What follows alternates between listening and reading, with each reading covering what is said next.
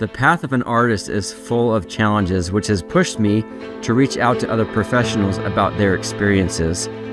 Join us as we explore the journeys of fine artists who have turned their passion of creating art into a profession. From their highs to their hurdles, these are real insights, breakthroughs, and triumphs to inspire other creators to reach higher. Welcome to the Business of Art podcast. Hey everybody, welcome back to the Business of Art podcast. Today I am thrilled to let you know our guest is Morgan Weistling. If you don't know who Morgan is, if you don't know his work, you have been missing out for quite a while. And Morgan, welcome to the podcast. So glad to have you. Thanks for having me. I appreciate it. Yeah, absolutely. So just like I normally do, I'm going to give you guys a little bit of an intro to Morgan, and then we're going to dive into his journey. So Morgan Weistling has been a full-time artist for 45 years.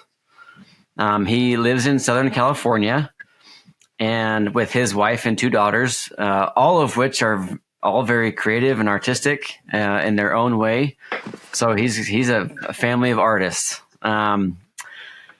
His early artistic influence began really early. He started drawing at 19 months old. He was inspired by his artist father. That's unbelievable. He had some incredible formal training. He studied at the brand. Is it called Brandis or Brands? Brandis. Okay, thank you. At the Brandis Art Institute under Fred Fixler. He became a Hollywood illustrator. And he did that for 14 years, making movie posters for some pretty major studios. Pretty awesome. He transitioned to fine art in 1998, and his focus has mainly been on the historical narrative paintings, kind of in that genre. And I would say the Western genre, right? Yeah. So he's really big into storytelling and art. He's known for his highly detailed, emotional and narrative-driven paintings. He has had numerous awards from really prestigious shows like the Prix de West and the Autry Museum and other major museums around the country. It's a pretty long list, so I'm not going to go into all of them, but just some awesome major awards. And ultimately, he has been creating a wonderful legacy of beauty and authenticity of the American pioneering spirit with his work. So again, Morgan, thank you so much for taking the time to be here with us. Let's dive into your journey. We would love to hear kind of like how it began for you. It sounds like it was really early, and how that evolved, and kind of any of the details you feel it would be beneficial to some of these aspiring and emerging artists. Thanks, Mark. Yeah, so, I mean, you basically covered it all. I think we could just end the podcast right now. All right. Yeah, I had the good fortune to be born into a family that was very much positive about art. And so my mother and father met in art school. And so, having said that, you can imagine it was a lot easier for me to become an artist because I didn't have anybody fighting me on it, Right.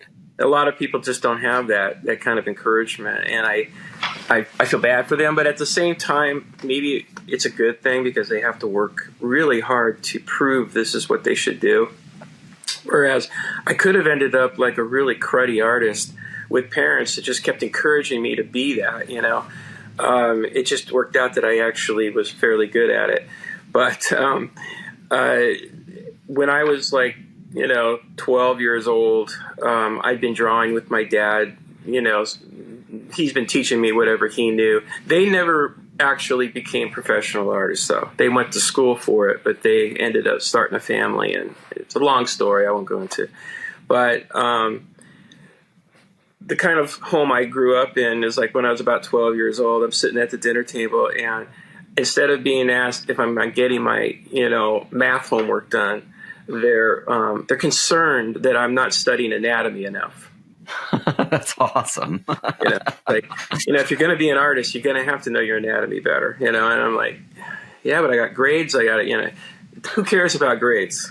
Yeah. I literally grew up in a family like that. Yeah, so That's awesome. that helped a lot. Yeah. Yeah. So by the time I was 15, my dad's ability to help me and his books, because he had a lot of great art books, and I grew up just studying Loomis and the famous artist course and things like that he had taken. My mom said, it's time for you to get help from professionals, and stuff. And so that could have meant a mental hospital, but what she meant was let's go to art schools around here and see where you're going to need to go. And so we went to all the big ones here in LA, and we went to Otis, and I remember getting in the elevator with my mom, and there were people in the elevator that had been basically living in there with their guitars, and this was like the atmosphere. And then when we got out, there was people painting with their hands on the walls and stuff. And she said, "Nope." And I said, "Nope." And we just turned around and left.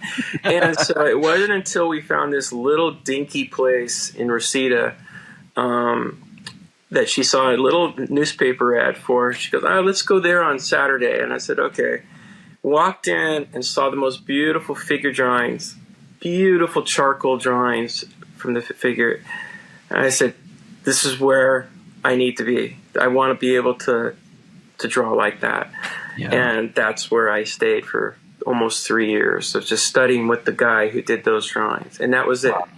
That guy, Fred Fixler, and basically was my main teacher for everything. Wow. So that started me in a path that I always think back, if I'd stayed at Otis or on one of those other places, I wonder what would have happened. I probably would never have had a career.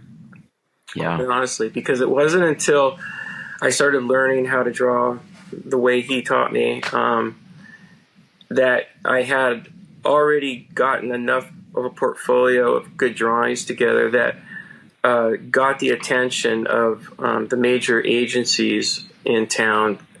It helped to live where I was living, doing movie poster work and stuff. So it all went down to that particular style of drawing, that understanding of how to draw. Immediately helped get me my first job, and it took off from there. And it's a long story. I hate going into the whole thing, but that's basically it. Yeah, that's pretty incredible. I'm curious if there's any notable movies that you worked on with some of your stuff that we would recognize. If you're a lover of B movies, yeah, I did the posters for all these horrible B movies. When I first, I was working at an art store in LA, and while I was going to art school, and Drew Struzan came into this. I was ready to quit. Actually, I was going to quit because my mom had said, get a job. My mom had a lot to do with telling me good advice. And she said, get a job at the art store, and somebody important will come in eventually, and you'll connect. I was there for 7 months. Never happened. The last week, I'd already given notice. The last week, Drew Struzan walks in, and I was very aware of Drew Struzan, the top movie poster of all time, artist. And I always had my artwork, my drawings under the table. So when he came, I said, "Oh, Mr. Struzan, can I show you my work?" And he looked at it. He didn't say anything. He never complimented me. He just looked at it and goes, "Do you think you could really do this? Do you really want to do this? Because this is not an easy world to live in, to do, be an artist." And I go, "Yeah, for sure. This is what I want to do." He goes, "Huh, okay." And he left. That no hint that he even cared about what I had done. That was my last day. I didn't go to work the next day. I get a phone call from the art store that says, "Hey, we got somebody here that we called the store and says they want to look at your work. It's some kind of movie agency." I go, "What? What?" And here's the number. So I called it, And they said, yeah, hey, Drew Struzan came in and said that we should look at your work. You might be able to work for us. I said, you're kidding. I mean, I didn't expect that he even had thought of anything of it. And so I went in and I immediately was hired as a full-time sketch artist in one of the top movie agencies, movie poster agencies in the city. And, I worked there, I worked for them for years. I worked there full-time as a sketch artist for a year. And then I started doing the movie posters. I started actually painting the movie posters. This is opportunities that just I don't think even exist at all for anybody anymore, that kind of stuff, because there was no Photoshop. There was nothing. We were literally painting, paintings for movie posters. And it was a great time. And so for me, it was an extension of my art school. That, like, I got what I had to get from my art school, which was to learn to draw and somewhat paint.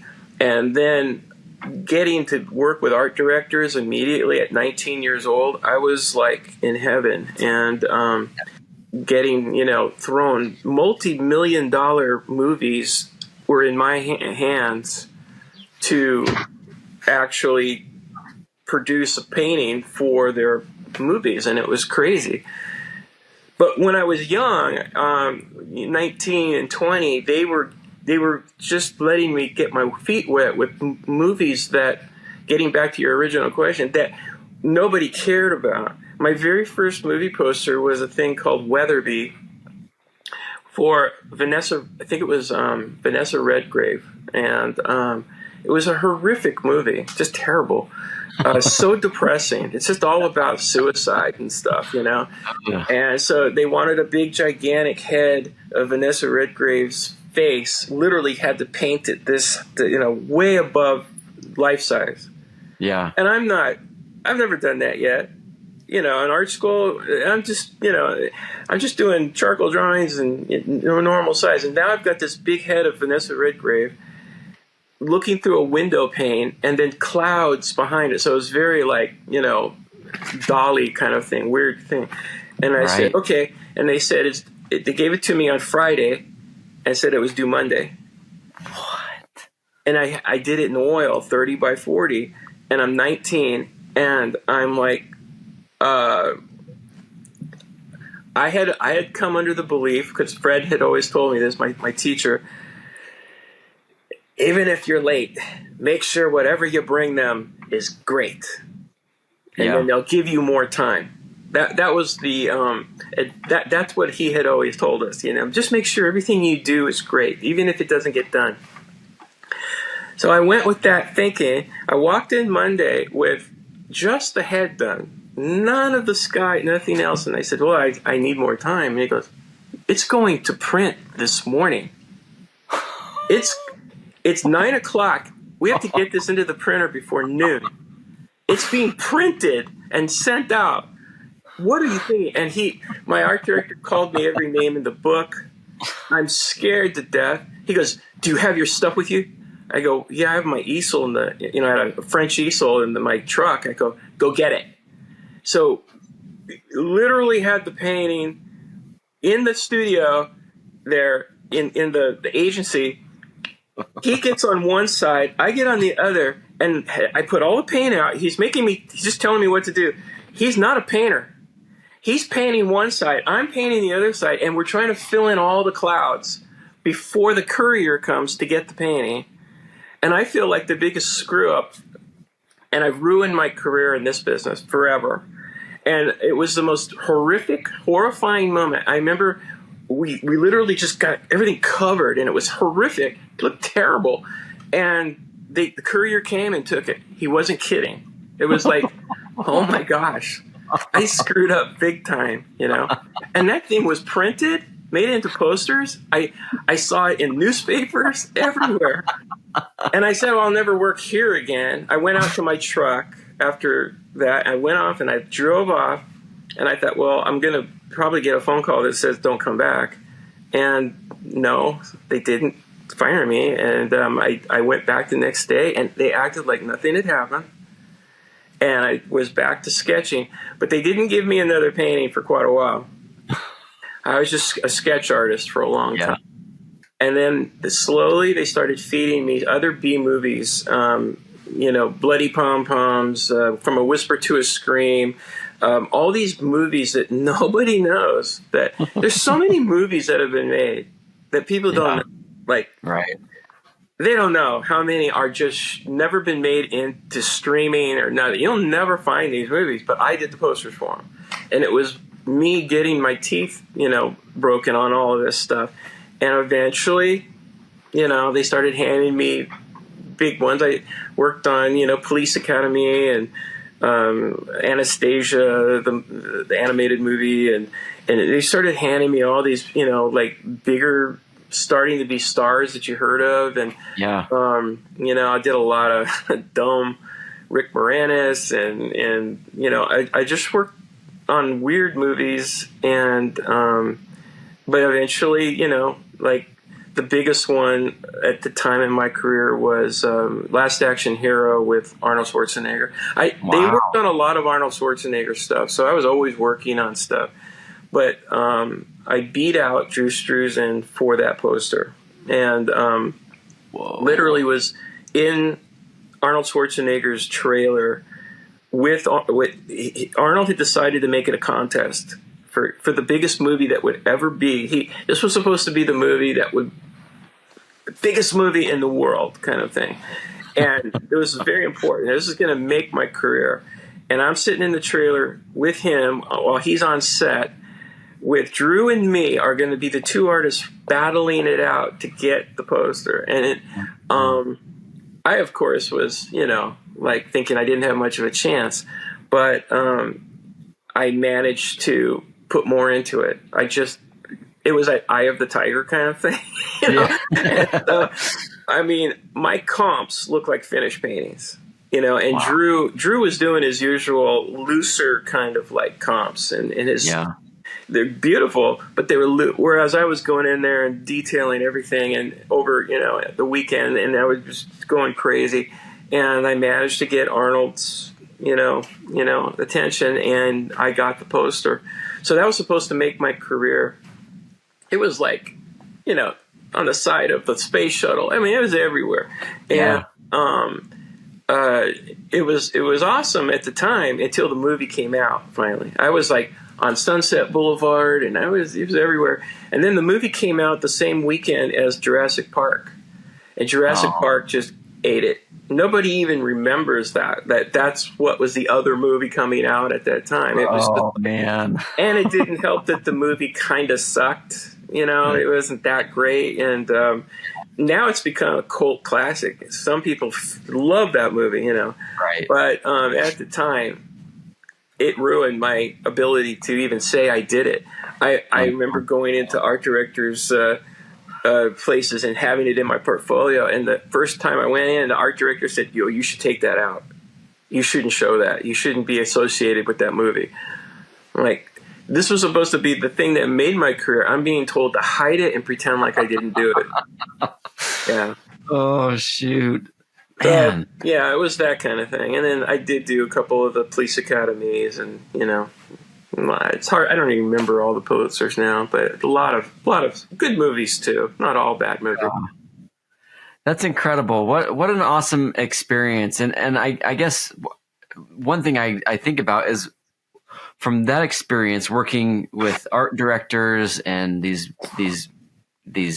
studios, how do you feel like that has helped your career till now? Like what skills, what things developed, and what translated really well into what you're doing now? Completely helped me. I feel like it's the advantage that I have over what a lot of people just don't have the ability to get when they go to art school today. And so I think about those days, and I can't believe how great it was, and I don't ever look back on illustration as, I hated it. I'm so glad I'm a fine artist now. I just look at it as an extension of what I was learning and getting to do. And in some ways, I almost miss it. It's like, it's a fond memory, not a bad memory at all. Yeah.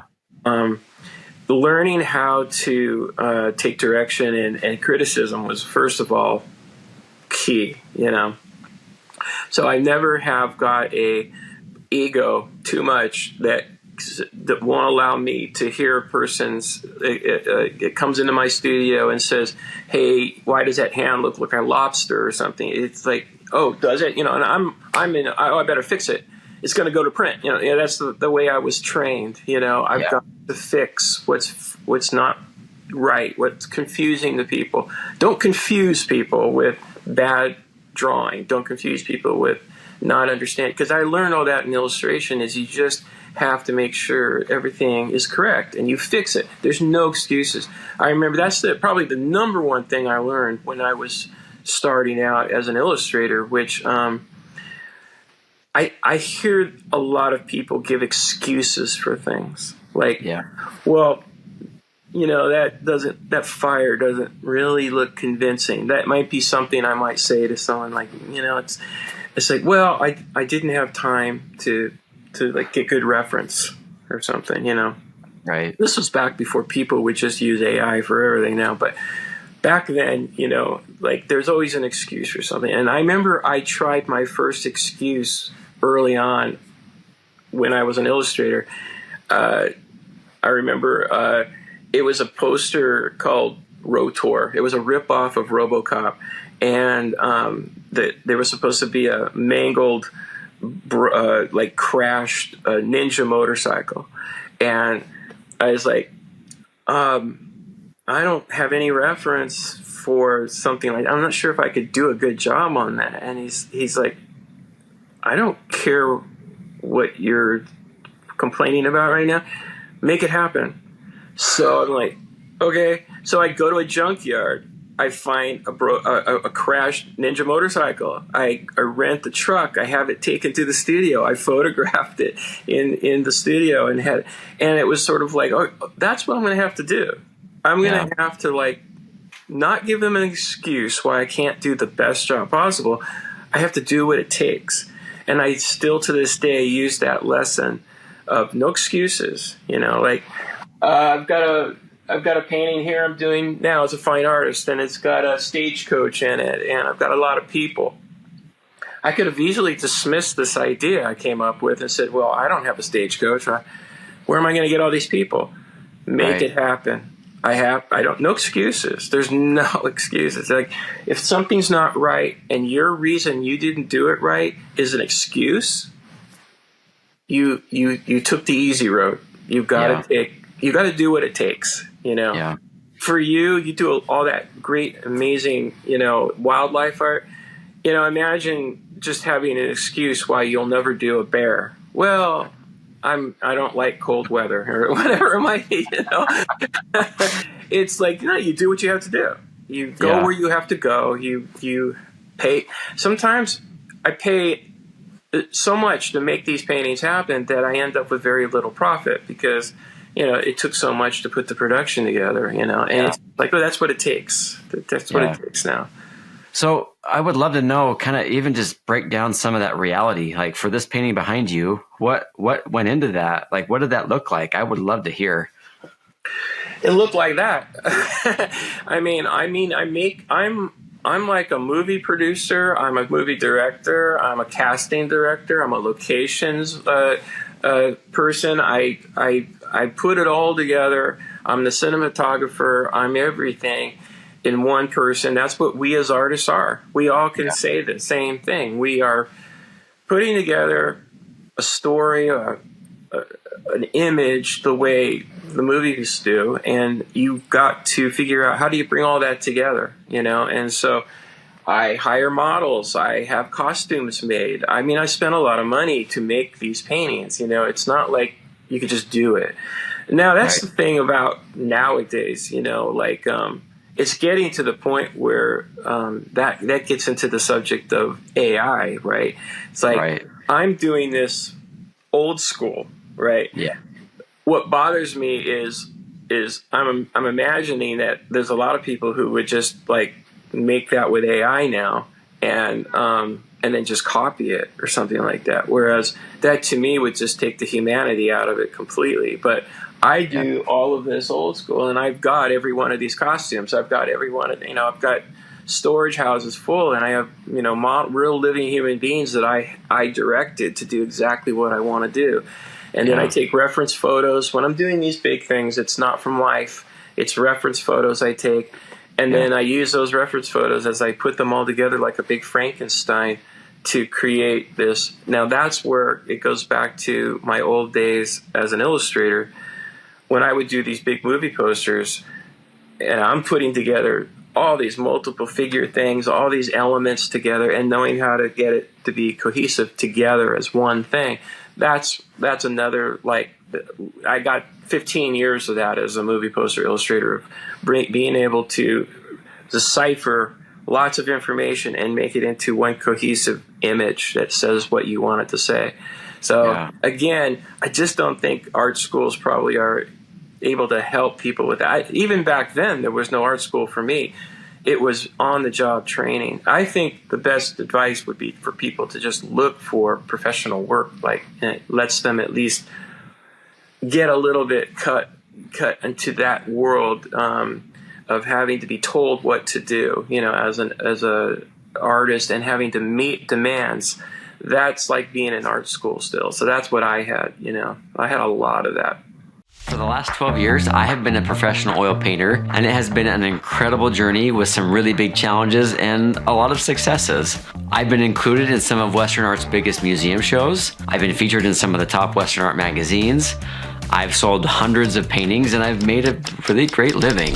But there's definitely been a massive learning curve to get my art to where it is today. So I've set out to help shrink that learning curve for other artists who are on the same path that I was. I'm really excited to announce the early bird launch of my online course, The Business of Art. In The Business of Art, I'll be guiding you step by step through my painting process, going through everything from what materials I use, how I prep my panels, all the way to varnishing and framing my art. And I'll be going over the techniques that have helped me to transform my work into what it is now. I'm also pulling back the curtain on how I utilize Photoshop to efficiently get my reference images solid and ready to paint from. But that's not all. Understanding the value of your work and how to price it is crucial, which is why I'm also including my painting price calculator. I've personally developed this calculator over the last several years, and it has made pricing my work extremely simple and has saved me a ton of time. Guys, I truly believe that this course is worth the investment and will be a great resource for you on your art journey. But if you don't find the value that you're looking for, we have a full 30-day money-back guarantee. Click the link below, and I look forward to seeing you in the course. Yeah, I think that's such a wonderful perspective to have. You know, you look back on that kind of grueling training. Luckily, you were getting paid for it. You know, yeah. But it was skin in the game. It was years and years of hard work. And you know, there's this phrase that I like to use a lot, that all education comes with a price. And it doesn't, like, sometimes you pay for it in money, sometimes it's just time, sometimes it's just blood, sweat, and tears, you know, whatever that looks like. Yeah. But if you're going to be learning, that's education, and there's always a price associated with it. You can't cut corners. No, you can't. Yeah. You can't be lazy and make a successful career out. You can be lazy and have fun doing art. And my teacher, Fred Fixler, who I quote constantly, like, I have a course that I recently put out, and all I do is just quote my teacher all the time. But he had a lot of good sayings. And one of the things he would always say when everyone was sitting around, you know, trying to draw the model, and you might look on some people's faces and they might actually look like they're having fun. He goes, if you're having fun, you're doing it wrong. And I've always kind of felt that way. Like, if I'm sitting here having fun, there's got to be something I'm doing wrong, you know, because this is hard work. To do it right, you've got to concentrate, and it's hard, and you're exhausted afterwards. But that's what it's. You don't treat this as a career and think that it's going to be fun. It's not, you know, it's hard work. So, when I'm doing these pieces, or when I was an illustrator, it was just, you know, this is the job. This is what you do. And it comes down to, even, like, I put out this course recently, and I'm getting a lot of feedback and seeing what people are doing in it. And what I have noticed, it's an interesting observation that I'm making, is I'm very methodical with pulling together a big thing, or if I paint a head, and I'm just teaching you how to paint portraits in this thing, just let's start with how I started. Yeah. You have to concentrate and just put in a lot of hard work to do it accurately. That's the key word, accurately. You can interpret that to be still allow your, style or whatever, but accurately. And for me, it's about observation, and you're trying to accurately paint something. It takes a lot of hard work, and you can see it as I do demo after demo, how methodical and time consuming it is to try to do it really correct and be accurate. And what I'm noticing is how most people aren't willing to really like take it that seriously. Like, I'd rather kind of just sort of get a vague rendition of things. I don't want to really spend more than 2 hours on this, whereas I spend 2 hours just getting the eye socket right, or whatever it takes. You do what you have to do to try to get the best you can do. And I just think that's the first lesson most people need to learn, is just like, take your time. It's not about being a race, but you've got to literally spend the time it takes to get it right. And don't give up. Just never give up. Yeah. Yeah, you're at it until it is right, and then you can move on. Exactly. Yeah. Yeah. Like, Yeah. Fred Fixler, he always used to say, wherever he would tell us at the class, if one of you drops dead right now, I should be able to come over and look at your drawing and say, well, what he's done so far is correct.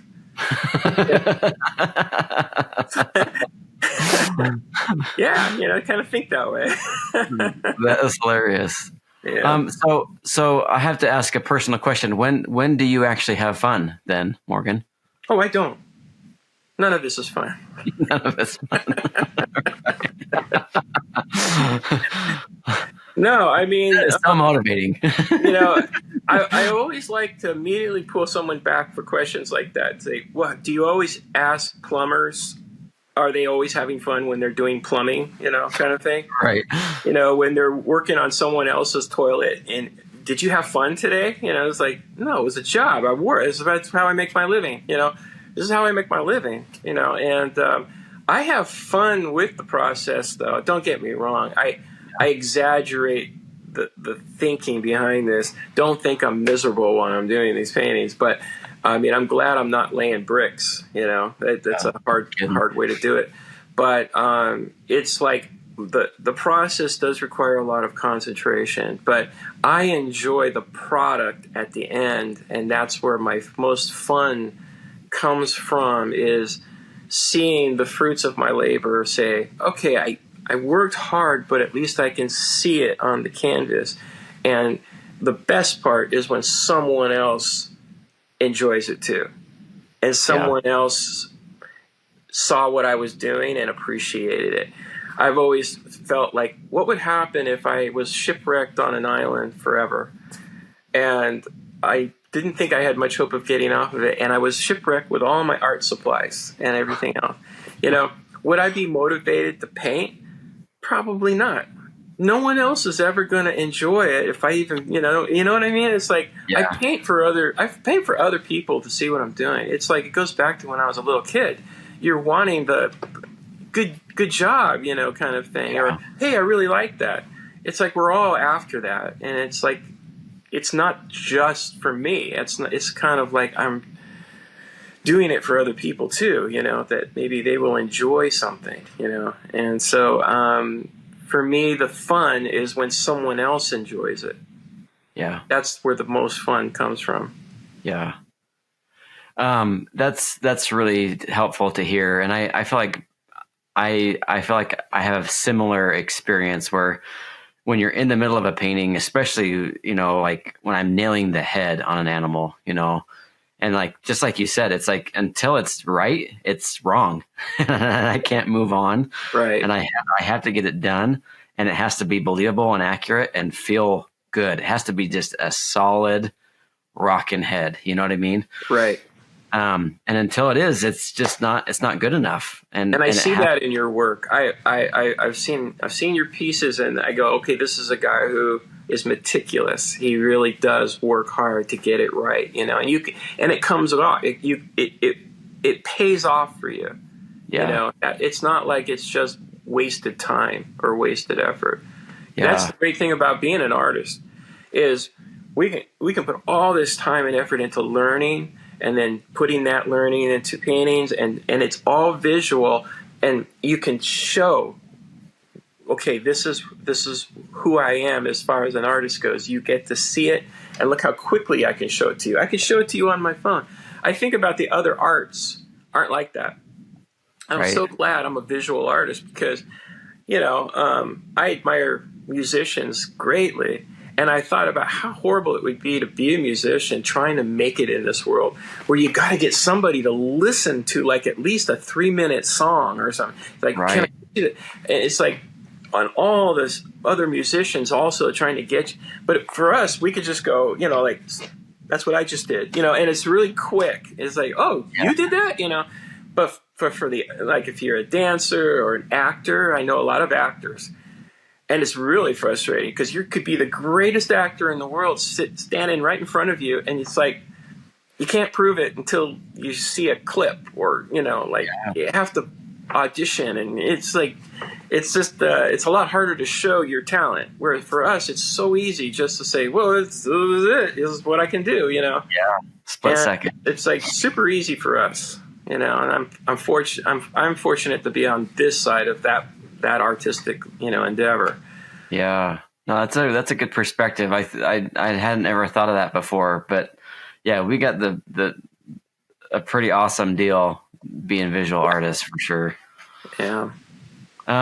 So I have a lot of different questions in my brain, and like for me, I kind of would love, you know, you got this really cool narrative painting behind you. Mm-hmm. And you talked about, you know, you hired models, you found a stagecoach, you orchestrated this, and you take a bunch of photos. Do you then go and like kind of piece it together in Photoshop and then start doing some studies? Like how does it develop? I would love to hear kind of like the process continue.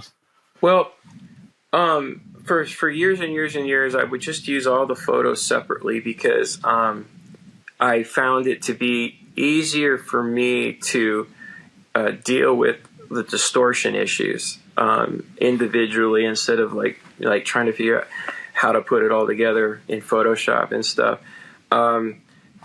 Lately, I have been able to kind of roughly gang it all together so that I don't have to bring up 1,000 photos of everything. But even in that, it's like I still like to get variations of hands and stuff, and I still don't like using just one particular photo. So I kind of use a mixture of photoshopping it together now roughly, but at the same time keeping it rough, so that I have leeway and stuff. Like, I'm working on an area right now on this thing. The minute we get off, I'm going to try to attend to it, but I have to basically just make it up. I'm going to have to make up an area that I'm not liking right now. That the photography that I took just didn't do it for me. So now I'm going to have to veer off and just sort of like bring it together.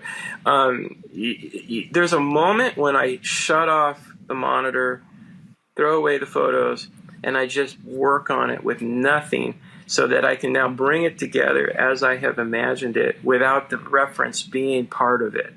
I learned that from Clyde Aspevic. He's a great landscape painter, one of the best that's living. And I remember hearing him say how he has a moment when he finally gets rid of his reference, and he just figures out what exactly it is he really wants this thing to still look like, you know, and bring it together. And I thought, you know, that's a good thing to do, because I wasn't always doing that. And a lot of the times you ask yourself, when is it done? A lot of us will say, well, when it looks like what I'm looking at. So you might have your deer reference, and you've got your painting, and you're like, I think I'm done now because it looks more like what I'm, you know, like that shouldn't be the final conclusion, right? You should like get rid of that now and try and look at your painting and say to yourself, if this was someone else's painting, what would I be critical of with it? Because I can be super critical of other people's paintings. You know, we all can. Real easy to just pick on everything. So you try to get rid of that being the criteria now, the reference, and you just look at it. You know, if this was someone else's, I would be criticizing it, saying it doesn't have enough paint texture on the canvas. It's too thin. It's too whatever it is you realize now. What you are looking for, now do it. You know, make sure, and if you've missed it, do it. And so that's when all the reference goes away, and I just sort of like paint now as though it's all from my imagination about what it is I really wanted this to be. And it kind of helps bring it all together. So how have you developed that capacity over the years? I think it's one thing to talk about and to say, oh yeah, I can now just shut everything off. And now I can run with this whole idea that's in my head, and I can see it as if it's somebody else's painting and be really critical. How do you develop that muscle? How do you develop that ability to see it objectively as if it is somebody else's, to then work on it in that mindset? Does that make sense? Yeah, I think all of us have these hard drives in our head that we have been storing images since we started loving art, right? Okay, well. Fred Dixler, when I was in art school, he always told us, don't fill your head with bad art. Only look and admire the best. Yeah. And try to just always emulate and study the best. Like, I love Sargent, but I study the great Sargents. Like in school, you have to be able to admit there's some Sargents that if those were the only Sargents you ever saw, you'd go, I don't know, see what the big deal is. Right. Go with the ones that are the big deal and figure out why and study those and put those in the hard drive. Study the Dean Cornwells, put them in the hard drive. They're not all great, but there are some that are masterful. You put those in. And you just try to have that hard drive of everything that excited me as an artist since I was in art school in my hard drive, so that's what I use as my criteria of all the things that excite me about art from studying the great, what are the great masters to me. Yeah. Not what we call great masters, but for me, which is a lot of them are illustrators. Yeah. And that's how I judge my own work. That's how you take away the reference, and then you go, you know, all based on my years and years and years of studying Tom Lovell or studying Dean Cornwell, you know, would he have allowed that? Or, you know, what would I wished it was in this, you know, and that's how you make those assessments. You don't do it from yourself. It's like you have to draw upon what has inspired you up until this point, this whole time. Yeah. And hopefully it's a large amount of different kinds of influences, rather than just like one person that you just always have like idolized your whole life, and that's all you ever try to do is, you know, try to make it look like that one artist. You know, that's not good either. It should just be a combination of I love the thick paint here of this person, and I love the mastery of draftsmanship from this person. You know, like Fashion. I'm a huge lover of Nikolai Fashion. I probably would admire him overall of everybody I've ever studied for his mastery of draftsmanship and just incredible ability to see so differently and so accurately and yet so stylistically. And my paintings don't look like Nikolai Fashion at all. Right. I wish they did. No, I don't. Because when I've ever tried to go down that road, I've always decided I'm dissatisfied still because I have other influences that have also made me who I am as an artist. So and they're influencing your decisions. Right. Yeah. So that's, we all should be that way. I think that's the way artists have always been, which is we're the product of the the different influences that we've also grown up loving, and then we kind of create something maybe new out of that, maybe a little different new something. None of us are doing anything new, but it's like the best we can do is be influenced by a number of different influences instead of just one or two. So that's the hard drive I've got of all that helps me finally be able to decide, well, is this done? Well, it hasn't. There's something about it that I'm not satisfied still with, and that's what you have to keep trying to chase. It's just a big chase. I'm never satisfied. People always ask me, well, how do you know when it's done? Like when it's finished? And I say, I never finish a painting. I surrender them. I literally am always 2 weeks over the deadline. I have to send it in wet. And I'm still not happy with it, and I have to still send it. And I surrendered it, and so it is what it is. But I'm never that satisfied. Yeah. Man. So I've got this jumble of stuff going in my head. As you're in that process, you're in the studio, and I'm imagining, like, this is what I do. Like I step back. Sometimes I even take a seat. I'm in a place where I can see my painting from a distance. Maybe I have a little bite of dark chocolate, let it melt in my mouth a little bit, and just kind of like take it in and soak it in and absorb it, as if I'm looking at somebody else's painting. Like, are you doing like what is your take? I would love to hear. Like, what do you do? Of course, I think we all would say, yeah, do that. I have some space behind me, so I constantly, am checking. I have attached to my chair here on a chain a mirror. So I use the mirror like every 2 minutes as I'm working. I'm constantly looking at everything I'm doing in reverse. Yeah. And that helps a lot. Like, if you were to take this away from me, it'd be like taking my brushes away from me. I'd be like, where's my mirror? I don't have a mirror. And that goes back to art school. Like, we were all forced to make sure we had a little mirror with us while we were drawing from the model. And I remember I got to the point, I always remember, I put my new fresh paper getting ready to go, and the first thing I did was look at the blank paper in the mirror. I said, I've taken this too far. Why am I looking?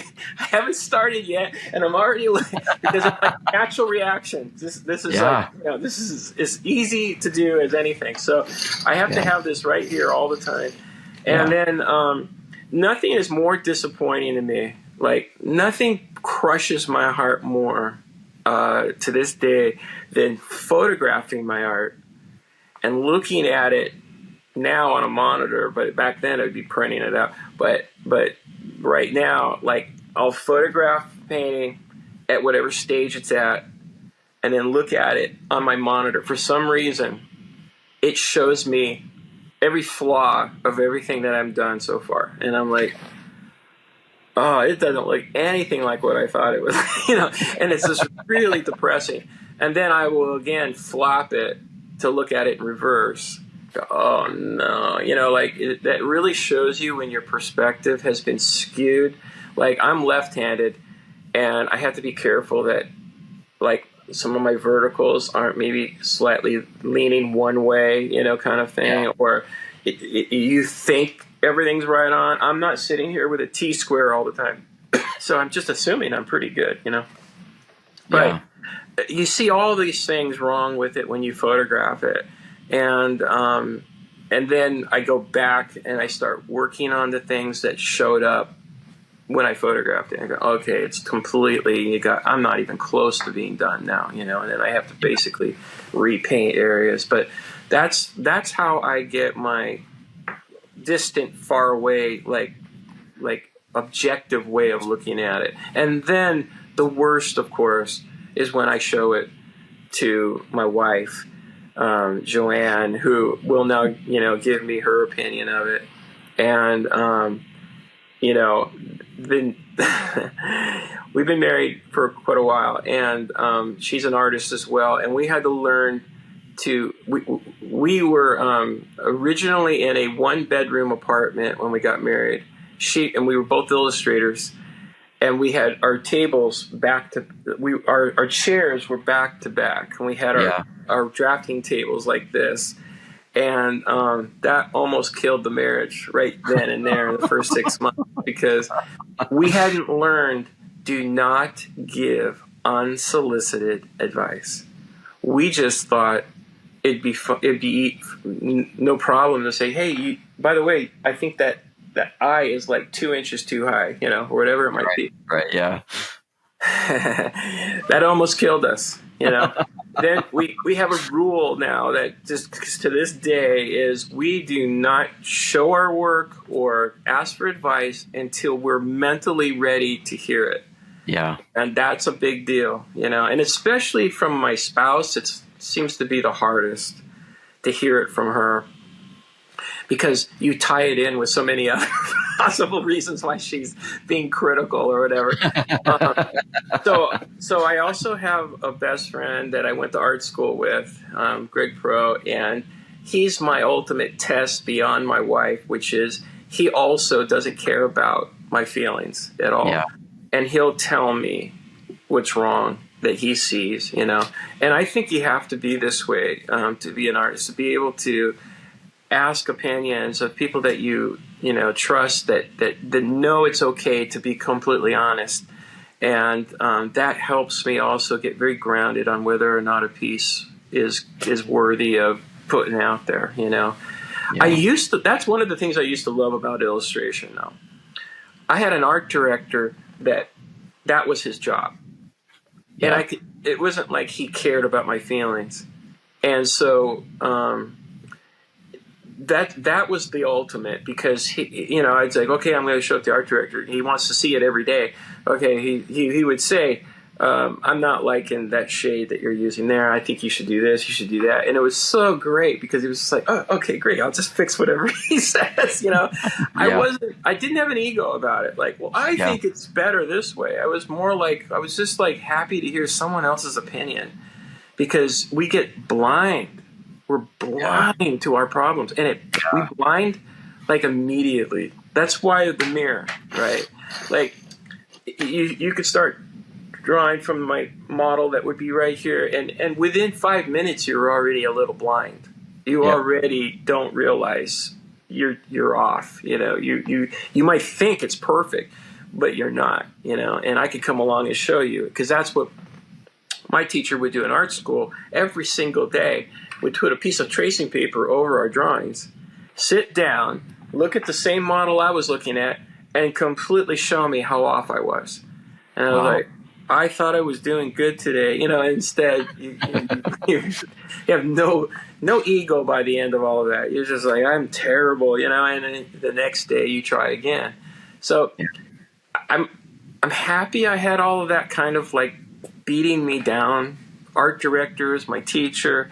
And today I still look for that. I'm still looking for people to kind of like beat me down and help me be a better artist, because that's all it's about. I'm not looking for somebody that just says, oh, it looks great. Right. But when I've done workshops, when I teach, it's sad how many people I could tell just want me to tell them it looks perfect. Right. And sometimes you just go ahead and give it to them because that's all they really wanted, and it's too bad, Yeah. No, I something that I do a little bit of teaching and coaching and stuff like that. And one thing I kind of send home pretty quick is if you can't take feedback, your growth ends like now. Yeah.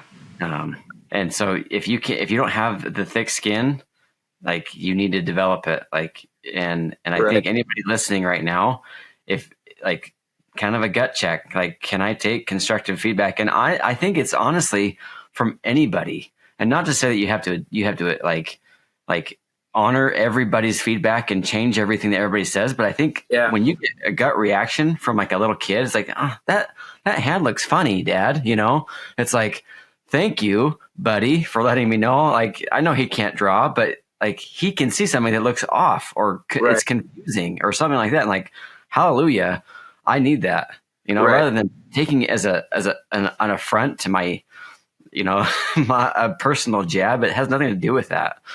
Exactly. Yeah. Yeah. I think there may be a cutoff point that I'll finally say I only want to hear compliments, and that'll be like when I'm about 80. I don't want to hear it anymore. Yeah. Yeah. I'm no longer thinking I'm still going to get better. So from this point on, just be kind to me and just like let me paint. Yeah. Yeah. That's hilarious. As soon as I hit this age, it's like Yeah. No more only criticism. good from here on out. Yeah. If I'm still having to grow at that point, I shouldn't have even started, right? Yeah. That's awesome. Oh, I love this perspective. Let's shift gears just a little bit. I would love to hear your take and maybe some of the challenges that you faced as far as, when you were working for these studios and you're doing these jobs, you're getting probably a salary.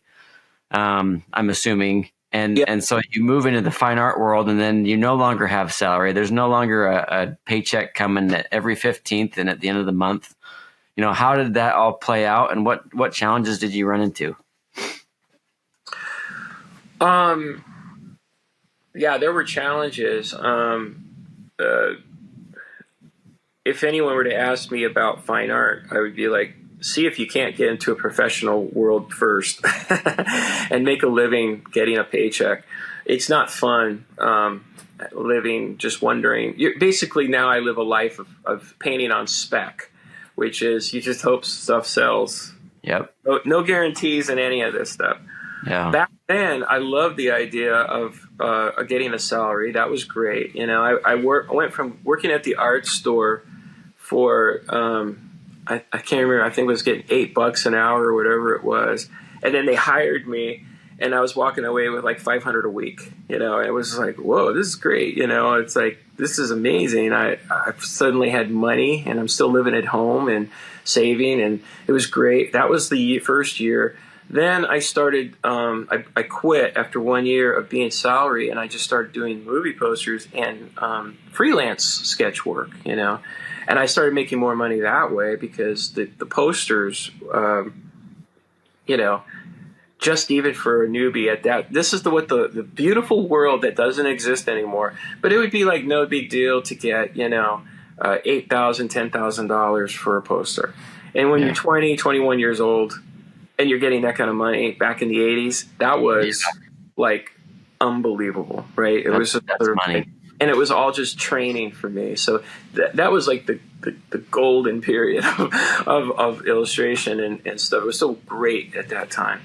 And so I had worked my way for 14 years doing movie posters freelance. And then I was doing pinball game art, and I was doing, book covers and everything else. I wasn't just doing movie poster art. But everything was paying very well. Because I had gotten to an illustration was still highly needed, Yeah. And so I was making like 20,000 on a movie poster. That was like a general number I would throw out. And by the way, I know this is possibly being heard by people getting into art for their livelihood. Here's the best advice I can give right now. I'll just say it because it has to do with that. Is I'm always asked, even by my daughter who will be offered jobs, so what would it cost for you to do this for me? Or, so what would, they will always ask you, what are you going to charge me to do this? And do not ever be lulled into thinking they are going to be honest with you. They're not. If you say $5,000, they're going to read you and go, well, we'll check and see. But what in reality was that art director probably was told they have a budget of $10,000 for this job. They'll never let you know that. And you just cut yourself out of $5,000, right? Yeah. So you never tell them, here's what you say. Well, what's your budget? I would be willing to work with your budget. if I can. You always make them give out the first number. Okay, this goes for everything. Just never give the first number, and that made me tens of thousands of dollars more because I open up my stupid mouth, and because all of us don't want to lose the job. Right. You're sitting there going, well, I'd be willing to maybe do it for $4,000, and you're trying to figure out, I'll get the job if I don't give them too high of a number. Right. Don't go that route. Don't do that. You're totally, cutting yourself out of what was probably a much better job. And so every time I've ever said to a studio or a job, they would say, well, what would you charge for this? I said, well, what's your budget? It was always higher than what I was probably going to say. Almost always. Once in a while, you'll get some little dinky people that would say $500, and well, that's ridiculous. I'm not going to do it for $500. But most of the time, it's higher than what I have valued myself before. It's like I'm always devaluing myself so I can still work. So invariably, like I remember I was going to say $10,000 on a movie poster. It was for Willy Wonka, the Chocolate Factory re-release as the 25th anniversary. Okay. And they wanted it for it was not going to be in the theaters. It was just going to be video covers and stuff. And I already expected, well, it probably won't be much because it's not like it's a new movie. And I was going to say 10,000 still though, because it is Willy Wonka. So I just said, well, what's your budget? And they said 20,000. And I was like, I was almost gonna say 10,000. I would have cut myself out of $10,000. Wow. And they wouldn't have said, "Oh, we'd rather pay you the 20,000 we were allotted for this." No, they right. kept the money. That's what they would have done. Yeah. So never always say what's your budget, and then work from there. Now you know where they're standing. Yeah. So getting back to the original thing is I was making, as you can see, pretty good money. Yeah. I'm willing to tell you these numbers because it all ended. It all ended. Life was never that good ever again as far as money goes. That was my, wow, in my lifetime at that point was like amazing how much money Hollywood was throwing around and stuff. Yeah. And so, it all ended in 1 year. Like literally I walked in and I saw computers for the first time on the desks of production people and art directors. And I'm like, well, that's weird. Like, that's cool. What are those? And within 1 year they replaced me. Like, they weren't needing me for anything of what they used to hire me to do for thousands of dollars. They had now decided to just Photoshop everything together and just use photography. All of a sudden, you just started seeing you'd go to the movie theater and you just see big heads all the time of Steven Seagal and, of Mel Gibson and all these things. I would have done that. They would have had me do that. They would have had me do that. And it was all gone. Yeah. In the span of a year, I saw the phone stop ringing. And I was like, wow, this isn't good. I just bought a new house with my wife and a new baby, and I was supposedly at the top of my game as an illustrator, and suddenly I felt like everything had been taken away. And I remember being like, what am I going to do? I've always had a mindset as an artist of plan A, plan B, plan C. Like if plan A stops working, go to plan B, and plan B, go to plan C. And I had options of what I might do, but I wasn't too sure, which way I should go at that point. And I called Thomas Blackshear, and he's a friend that since I was in art school, I had admired Thomas Blackshear's work as an illustrator, and I used to always get advice from him, and he was a good friend. And he told me, hey, buddy, pray about it. So I did. I just started praying to God, asking him, what should I do? And I felt an urging to just go to the local art school and recapture the love of what it was I wanted to do and be an artist in the first place. Like, so I would just sit in on classes. People would, I knew almost all the teachers of things, and they would just let me sit in the corner and paint from the model and sort of like work out my artistic, why do I want to be an artist still kind of thing. And I remember sitting there and I started playing with paint because as an illustrator, I was not allowed to lose an edge or really employ a lot of the things that I loved about the artists that I love, Sargent and Fashion. I couldn't do any of that as an illustrator. Right. And I wasn't fulfilling that desire while I was an illustrator. All I did were job after job after job. So I was sort of just recapturing my love of art and what it is I loved about art. And I was sitting there and I was just doing paintings. And I started really like, getting into it again, like I was back in art school. And then I finally just sort of did a few paintings a little bit more elaborate, kind of some ideas, I just started painting. No idea of what I was going to do with it. It was more like just going with what I felt, the urging from God to just, like just paint for the love of painting. Yeah. And that went right into a friend of the family who was an art collector. Like, I never looked at fine art ever as a career. And he said, you ought to take a couple of these paintings and go to the galleries, in Arizona and show them around. Maybe you could do fine art and illustration or something to kind of help. Yeah. So I did.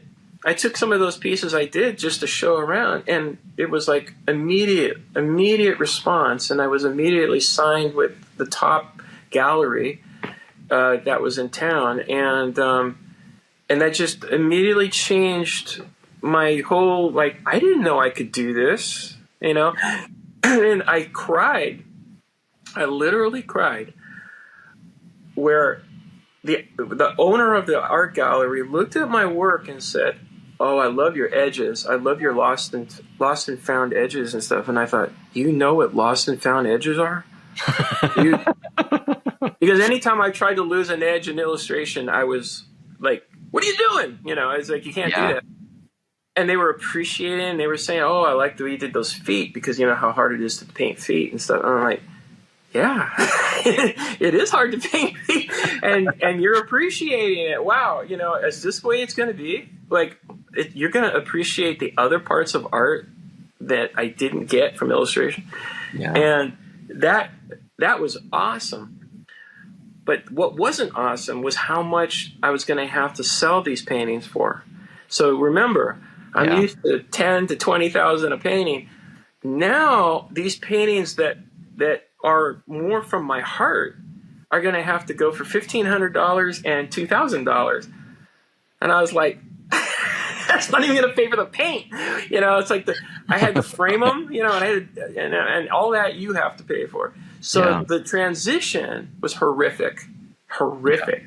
We were like back to feeling more poor than when we first got married, right? It was just sort of like, I literally had a change jar on the floor, and our change would go in there, and that's what I used to pay for paint, because it was just like, I'm not making any money anymore. I'm just trying to do fine art.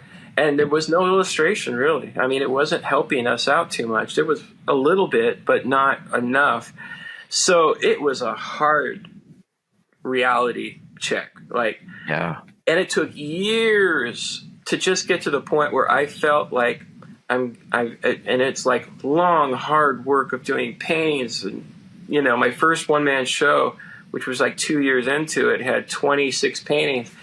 And like all those paintings equaled one movie poster of what I made. Wow. Right? It's like that. My life was like a ego trip, like breaking my ego completely. Like, wow, it's just a different world. And so when people want to move, like oftentimes they might be working in the industry as background artists for animation or something like that. And oh man, I wish I could live your life. It's like, no, you don't. I would take your job in a heartbeat. Yeah. Run away as fast as you can.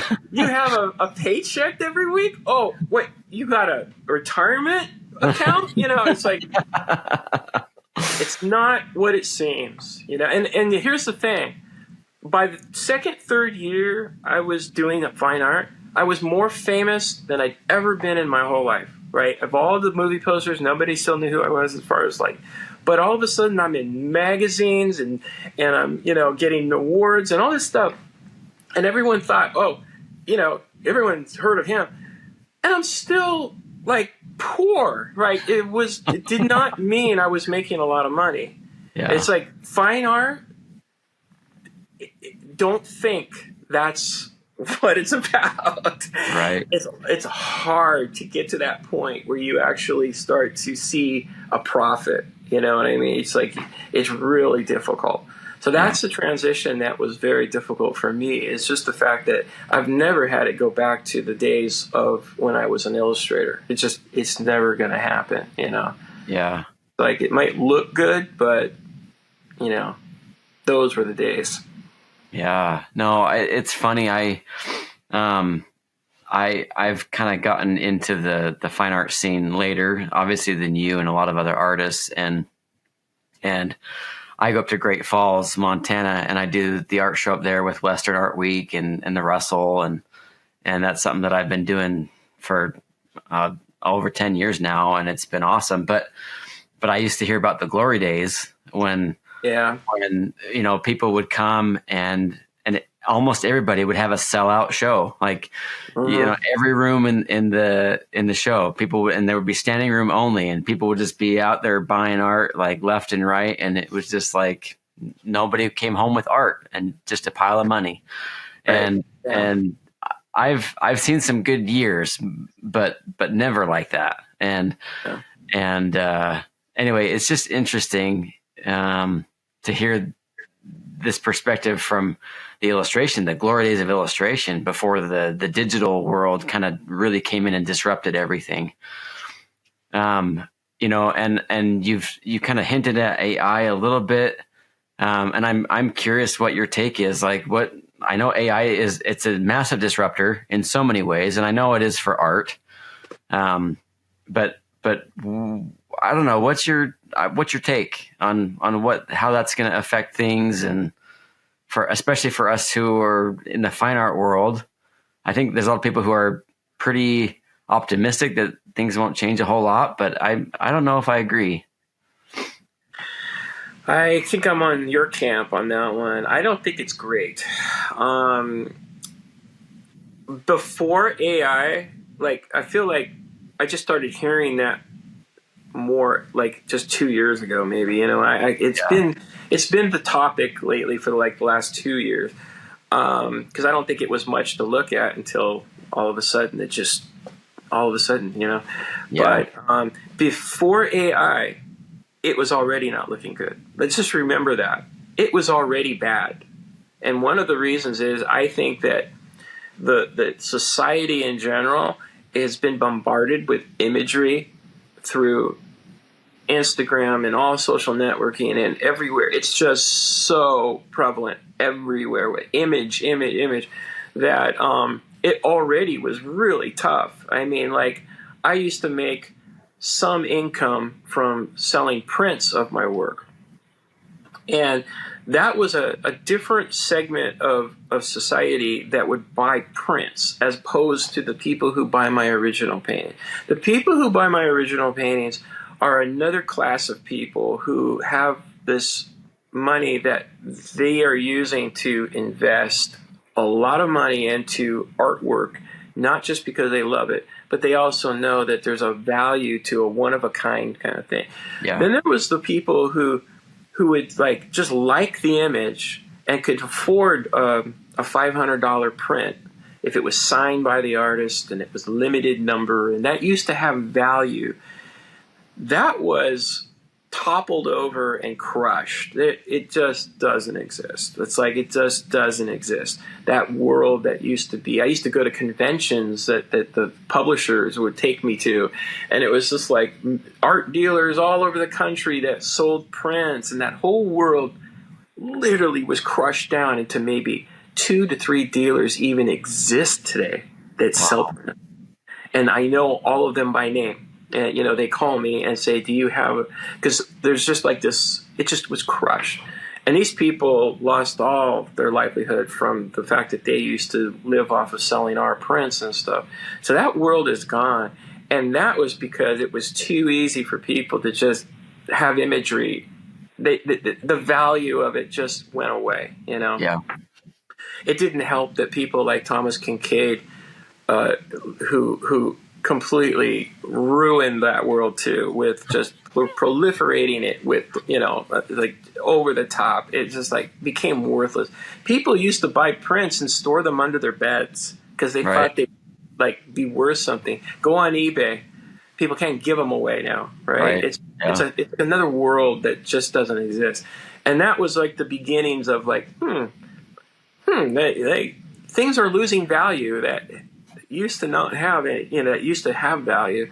Yeah. And then when AI now comes along, and now it's not only just too much imagery, now we are seeing imagery that's never been seen before.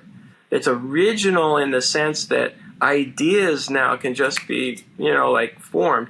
And now we've got people like, if I look at Instagram, I can be guaranteed I'm going to see an AI image of like whatever the subject matter that the algorithm thinks I want to see. And since I'm a Western artist, I see a lot of like Indian art and cowboys that have been completely AI'd art.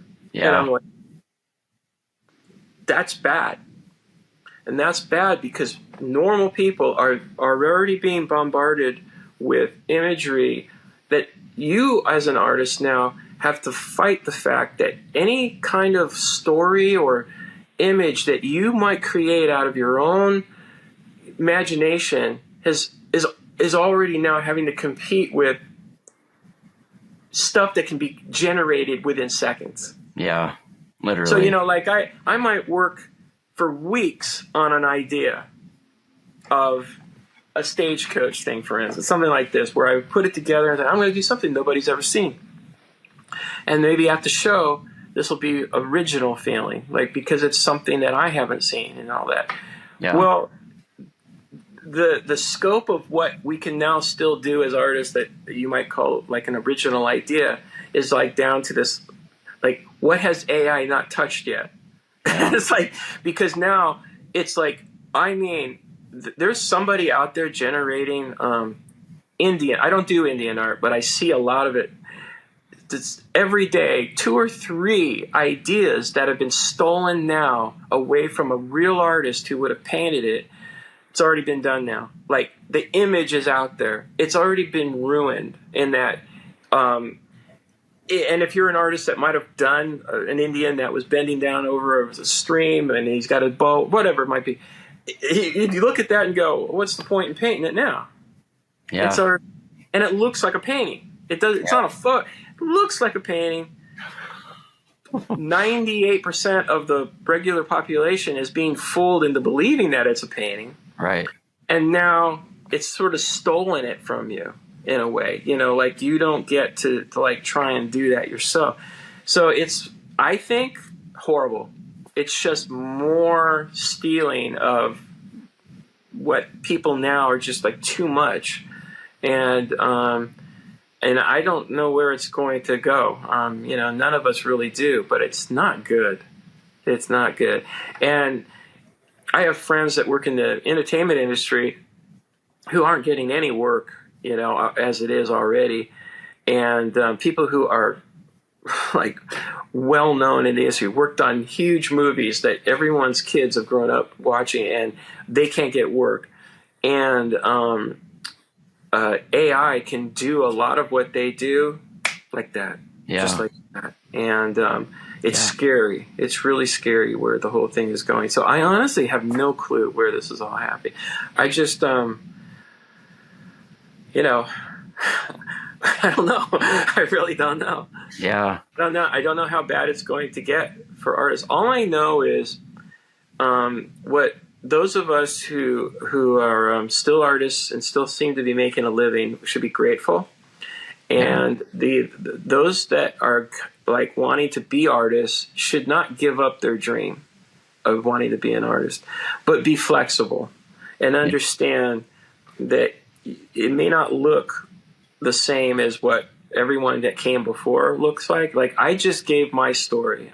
You got to hear how I got to be an illustrator and be not probably going to ever happen for you. You know, Right. that it doesn't exist. You can't go down my story. My story is gone. You know, it's just like not going to happen that way. But there's going to be some other open door to artists who know what they're doing. I've always believed that those of us who work really hard and really have a skill that you've put all your time into to perfecting, there'll be a place for you. I just don't know at this moment exactly where that place is, because I can't say it's fine art. Fine art has been affected greatly. Like you just said, the heyday is not there, you know. But there's another path out there that, you know, maybe a few have already found, that figure, oh, this is how you're going to be a good artist in this world. You know, how you can succeed. I'm still living off the way I'm doing it. I'm kind of like dinosaur, you know. I'm just sort of like I'm still making it, but I'm sure there's going to be a whole nother way that the pathway will go for people who want to still be fine artists. As far as like in the entertainment industry or the industry in general, you know, all I do is hear them talk to one another, not knowing what to do, you know. So I don't think it's been figured out yet.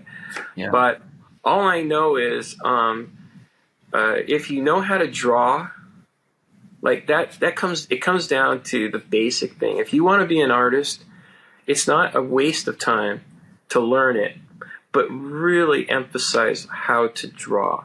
Like your whole world ahead of you might be digital, but the act of being able to record what you see with your hand and be able to have that skill will still have value somewhere out there in this new world that we're living. That much I am almost positive of. Like the ability to capture what you see through your own mind, through your own head, you're still more valuable than some computer who does it. You know, it's going to be worthwhile, and you have to have faith that it's going to work out in the end. But I do believe there's always going to be a place for someone who's really a great draftsman. You know, I just believe that's the key to like trying to stay positive, you know, as you go through this, because that's the one thing that I have always seen the big help in my career throughout, which was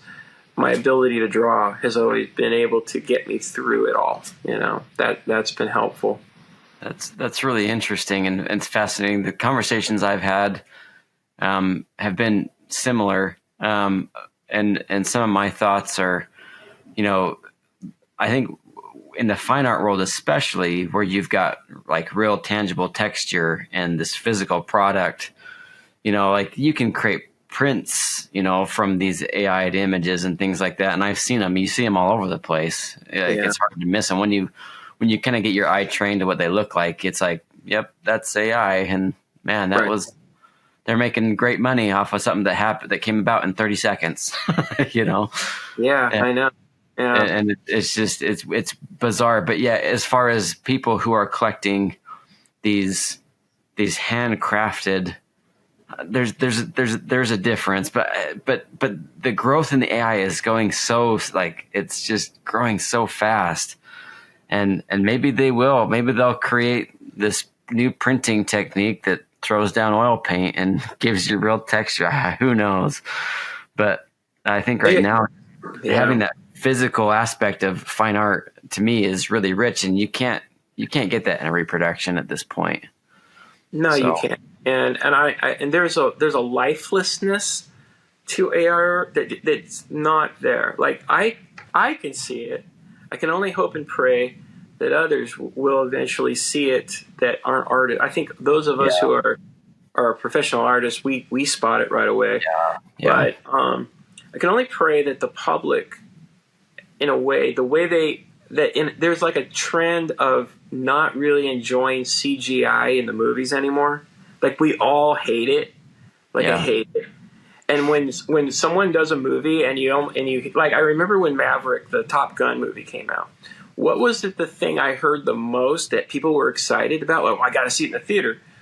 That it was not going to be a bunch of CGI. It was going to be all practical, right? I was like, I said, oh, really? Because I am so tired of CGI. I would love to see something that's practical again, even if it's done in a studio with like a miniature or whatever it might be. I love the idea that it's not CGI anymore, and I like the combination of the two, maybe where, like Lord of the Rings was, but I don't want to see all this CGI anymore. And so I think people had a backlash to it too. We're not the only ones. And with CGI art, I kind of think they might be slitting their own throat with having so much so quickly come out right now, that I am hearing and seeing a little bit of a backlash about it now. That, like, they're unknowingly educating the public on the cheesiness and the unrealness of it in a way. Yeah. And they might think, but it's going to get really realistic. But in a way, that's the tip off. That is the tip off. And I think the key is in the movie Matrix. When Mr. Smith, I think he's talking to Morpheus when he's captured Morpheus, and Morpheus is against he's explaining as a computer how they first tried to create a world for the humans to believe is real by making it like a paradise, like it was perfect, right? And the humans couldn't adapt to it. They needed it to have flaw. They needed to have problem. And so it created this. And he's talking how he hates the smell of it and all that stuff. But in a way, I feel that way about AI art. I look at it and I think about that scene, because I look at it and it's too perfect. Yeah. And the computer can't add human flaw to it. It can only do, like, if it tries to do a flaw, it's going to still have like a perfect flaw. Right. Yeah. It's too calculated too, And so there's something that just lacks humanity. And I think we all want to have a piece of art, if we're going to collect art, that has humanity part of it. I don't admire what a computer thought about a flower. I want to see what, the mind of Richard Schmidt thought about a flower. Yeah. I don't care what and I think that's where the value of art stems from, is that we like looking through the eyes of a human being that we couldn't be. And that we can kind of relate with, right? You relate with and admire and go, I wish I could see the way that Sargent saw, or I wish I could see the way that Fashion saw. But I'm never going to look at a computer and go, I wish I could see the way the computer sees. It's like, it's dead. It's flat. It's nothing. Yeah. I have no interest in it. And I can only hope that is where this is actually all headed. Yeah. The art is derived from an algorithm. Yeah. It's too mathematical. It's too calculated. It's too calculated. Yeah. I've always felt like, I always used to say that the difference between artists isn't how you're really great at this and you're really great at that and you're really great at that. It's more like what they're weak in is actually what makes them who they are too. Yeah. You know what I mean? It's like my weaknesses as an artist, the things that I'm not strong in, are what defines kind of my work as well. Yeah. Like, I'm defined by my flaws. Yeah. It's like my thumbprint signature. It's like, it's what makes it me and my original, and how I'm different from other people. If we all were master draftsmen, like beyond belief, like everything we put down perfectly and never made mistakes, we'd all look alike. We'd all have this like cookie cutter feel, and that's what AI art is to me. It's just a cookie cutter feel to it. But I like the flaws, I like seeing the problems or unfinished areas that you got lazy on, or that you never got to, or that. Don't you love that part of painting? Absolutely. And to me, it's like, it's always like, man, how do they get away with that? Exactly. It's like, I wish I could get away with that. That's often what I say too. I was like, oh, I wish I could do that. Like the way they simplified something, and that way they, in a way they didn't have to work so hard on it because they simplified it too. And I'm like, I wish I could do that. And then sometimes it happens because I just didn't have time. Yeah. And I hope no one notices, and you let it out, and you're like, another flaw in a way, it's what we would call perfect is not perfect anymore. So, I think that's what makes us all, interesting artists to study, and what makes the whole thing. Variety is the spice of it all, Yeah.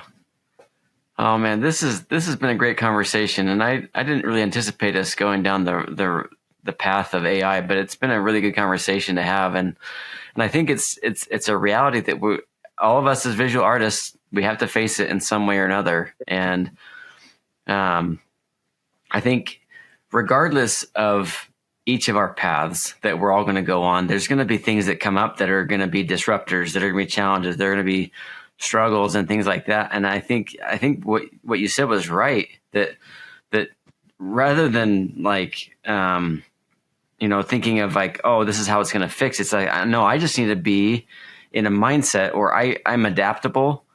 Like I can come at this from a creative perspective and try to figure it out. And I think that's kind of the spirit of the artist from the beginning of time, is that, what, we're creating stuff that doesn't, like, it for us especially, I'm creating something that's 3-dimensional on a 2-dimensional surface. So I'm blowing smoke anyway, right?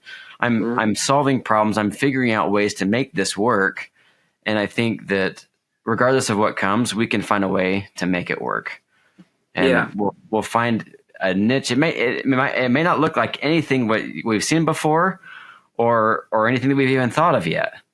But if we really want this bad enough, like we just got to be creative, and what a great opportunity, Yeah, I agree. Yeah. Our creativity can't just be also what's on the canvas. It has to also be our creativity in life of how to survive. And I see other artists that are better at it than I am. Like, wow, great marketing. Right. You're an artist with marketing more than you are an artist with paint. Serious. And that's great. I need to learn from you too. You know what I mean? It's just like, instead of poo-pooing it, learn from the people who are succeeding, figuring out this brave new world, and go, okay, there's something to be learned there, and those of us who are old fossils, we need to, look at it too and say, I guess I'm going to have to do that as well. Bring in a little bit of it. Yeah. This is great perspective. If there was anything else that you feel like you would like to leave with the audience, Morgan, is there like any final key points or thoughts that you think would be beneficial? Well, I'm keeping in mind those of people out there that maybe are still just trying to start off with a career in some way in art, and I hope that we both haven't completely discouraged you. Amen. Yeah. When Mark asked me to do this, and I saw, kind of like his heart for what it was he wants to do, which is to help you that are out there, maybe start a new career or, beginnings of a career in art. I thought to myself, I really don't think he should be talking to me. because sometimes I can be a little negative on the state of way things are. And I was hoping that our conversation wouldn't go there, but it did. And I don't want to sound like I'm trying to think of myself as a 15-year-old when I was just starting art school. The vast amount of what I saw as opportunity, that if I just work hard, this will pay off. And I don't think you should lose that, that there is still hope out there, and that there's still going to be a place for people who strive for excellence. And I have found that it's a even if it doesn't end up where you think it's going to, as far as learning how to draw and learning how to paint, just the act of learning these disciplines will actually help you with whatever you end up maybe doing that you didn't expect. Like my own kids, the act of teaching them how to think more right-brained, learning how to think objectively, because you learn a lot of disciplines that work in other fields of life as well. And it's like you have an up on everybody else because you can think outside the box the way an artist thinks, that an artist sees the world differently. And so when you're learning the discipline of how to draw and how to paint, you're not just learning how to draw and paint. You are going to see how that applies to how you learn how to see and correct things that are also going to maybe happen to you in life. And that even if you were to go into, a completely different discipline of decide you want to be a lawyer, or, your critical mind has been the way of like a piano player has also had their mind critically altered to actually have an ability to do things that the normal person can't do. Yeah. And to think the way it gives you more of a critical mind of how to see things objectively, and how to express yourself through that process will help you no matter what. So it's not a waste of time. That's all I'm trying to say is, and if it does end up helping, and getting you into the art world some way, whatever the art world looks like 5 years from now, 10 years from now, there will never be a time when you say, I wish I hadn't spent all that time learning how to draw. That will not happen. You will see that process helped you in some way. So don't give up on it. And if you're really great at it, there's just no way I can believe that it's not going to shine in some way for you to being able to make a living off of it some way. Yeah. And then the other thing would be always get a day job. As you're working your way through this, Yeah. You don't, some people feel like you have to give it all up and then live for 6 months out in the, living in a car to try to make a living as an artist. No, that doesn't exist. Don't do that. Don't do that. Be responsible. Have a backup. Yeah. Yeah. I like that. That's wonderful advice, Morgan. And I think as you're describing how a lot of these skills translate into other areas of life and things like that, and you look at history, and we've faced some pretty ugly things in history. There's been massive changes and shifts and disruptions. And the beauty of what us humans have always done is we've adapted, and we've always made it work. Mm-hmm. And like, there's no reason why that shouldn't happen. And so, yeah, we have some challenges to face, but honestly, let's solve some problems. Yeah, definitely. Yeah. Have faith. Have some faith. Yeah. Amen to that. Thank you again so much for your time, Morgan.